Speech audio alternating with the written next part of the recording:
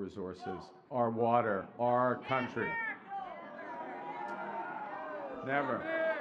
But these are not idle threats. President Trump is trying to break us so that America can own us. That will never ever happen. We are once again at one of those hinge moments of history. Our old relationship with the United States, a relationship based on steadily increasing integration, is over. The system of open global trade, anchored by the United States, a system that Canada has relied on since the Second World War, a system that, while not perfect, has helped deliver prosperity for our country for decades, is over. These are tragedies, but it's also our new reality. We are over the shock of the American betrayal, but we should never forget the lessons. But you're going to take us forward. We have to look out for ourselves, and above all, we have to take care of each other. Yeah. And my message to every Canadian is this: no matter where you live, no matter what language you speak, no matter how you voted, I will always do my best to represent everyone who calls Canada home. Breaking overnight this stunning political comeback thanks to and at the expense of President Trump. Canada's Liberal Party, led by Prime Minister Mark Carney, declared victory overnight despite being really left for dead several months ago. But then Donald Trump took office, targeted Canada with tariffs, and threatened to annex it as the 51st state.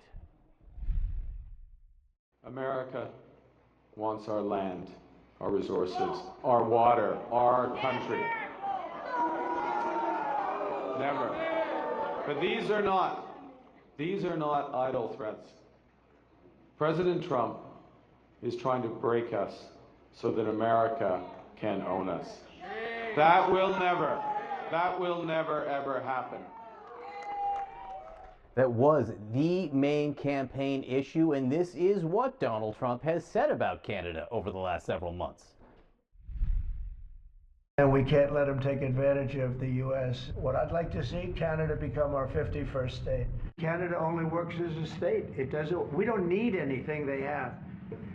If you look at a map, they drew an artificial line right through it between Canada and the U.S. If we make it in the United States, we don't need it to be made in Canada. We'll have the jobs. That's why Canada should be our 51st state. So when I say they should be a state, I mean that. I really mean that. Because we can't be expected to carry a country. I do like the O Canada, right? It's a beautiful thing. I think we're going to have to keep it for the 51st state. I call him Governor Trudeau. Right, how decisive was President Trump in the Canadian election? Our friend Jonathan Martin at Politico heard from Republican Congressman Don Bacon overnight. Yes, Republican Congressman. Bacon told him, quote, "The Liberals in Canada were losing big until our president kept mocking Canadians, our neighbors and close friends. He made Canadian Liberals great again."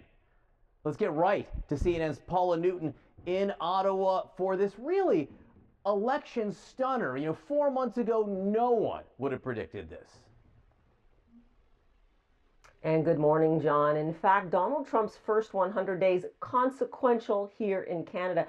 John, this was so history-making that when you speak to pollsters, they talk about not having seen this kind of party resurrection in modern political history in almost any democracy around the world. Think about that. And that was because the man, Prime Minister Mark Carney, met the moment with what? His resume. He's not exactly the most charismatic campaigner, but Canadians put their faith in him in order to bargain, to negotiate with Donald Trump. And I want to talk about something else as well, something that will reverberate in many different countries right now going forward as they all face the Trump administration. Mark Carney harnessed that anger, that betrayal that Canadians felt every time the president spoke about a 51st state or Governor Trudeau, which of course was the man that Mark Carney took over from. He harnessed that. He stiffens spines, he talks about sacrifice, and he's getting Canadians ready for what will be a tough negotiation with the president? Listen. When I sit down with President Trump, it will be to discuss the future economic and security relationship between two sovereign nations.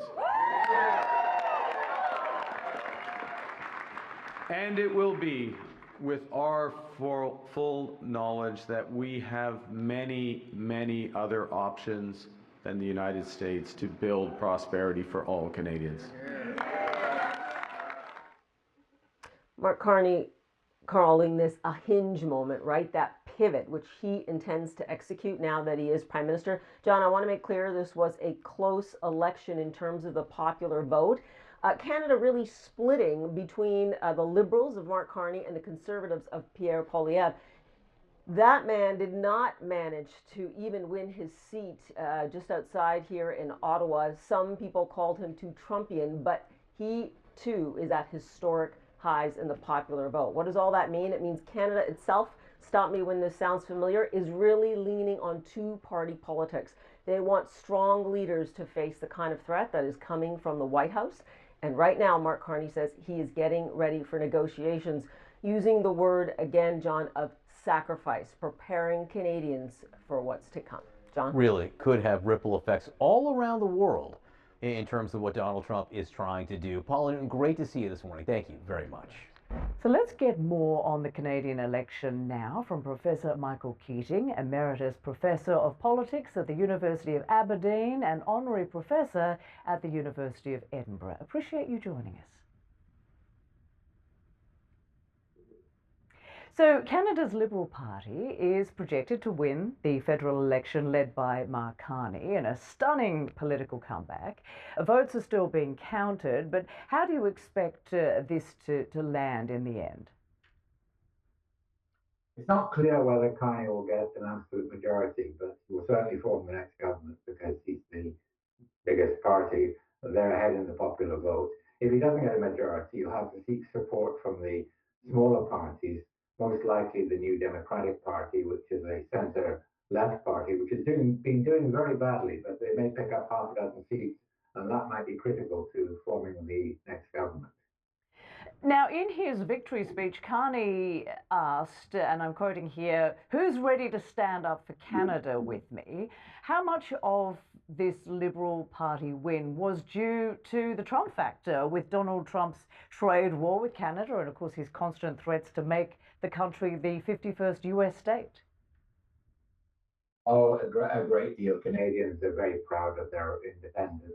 They don't dislike the United States, but they're very keen to tell you that they are not Americans. They're not part of the United States. And that kind of language is going to produce a reaction. All the parties in Canada, Quebec nationalists included, had to say, no, we'll stand up for Canada.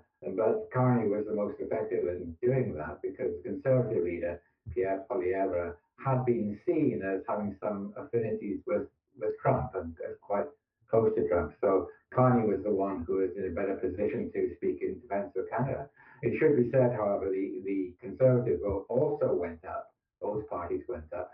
And at the expense of the small parties, I mentioned the New Democratic Party, there's a Quebec Nationalist Party, the Bloc Québécois, who may get some seats in Parliament as well. So a win for Carney, but not an overwhelming win, because nevertheless it's remarkable because they were 25 points behind just a few months ago. I've never seen such a massive turnaround in such a short period of time in any democratic system. Yes, of course. And Mark Carney is a Harvard-educated economist with a master's degree and doctorate from Oxford University. He's also a former governor of the Bank of Canada and the Bank of England. So how will he likely take on Donald Trump and his tariffs? And how will he prevent a recession in Canada? Well, that's remarkable. He's an Oxford-educated banker. He's just the sort of people that the populace would target. That is quite remarkable. Hardly an ordinary man of the people. But nevertheless, he speaks with some authority. And at a time of uncertainty like this, people are looking for somebody who doesn't have political experience, but has a lot of credibility and has run two central banks. The challenges facing the country are enormous, even without the threat from President Trump, there are problems with growth, problems with productivity, there are problems with inflation and the cost of living. These are big problems, and Canada's dependence on energy is in some sense a strength, but it's also a weakness at a time when we're supposed to be transitioning to net zero. As far as Trump is concerned, this is a huge challenge. Carney has certainly been able to speak up for Canada and to criticize Trump very frankly in a way that some other leaders, such as the British leader, have not been able to. But he's got to deal with the United States. The United States takes 85% of Canada's trade. There's got to be some kind of deal. Otherwise, the economic consequences for Canada could be quite devastating. Michael Keating, thank you so much for joining us. Appreciate it.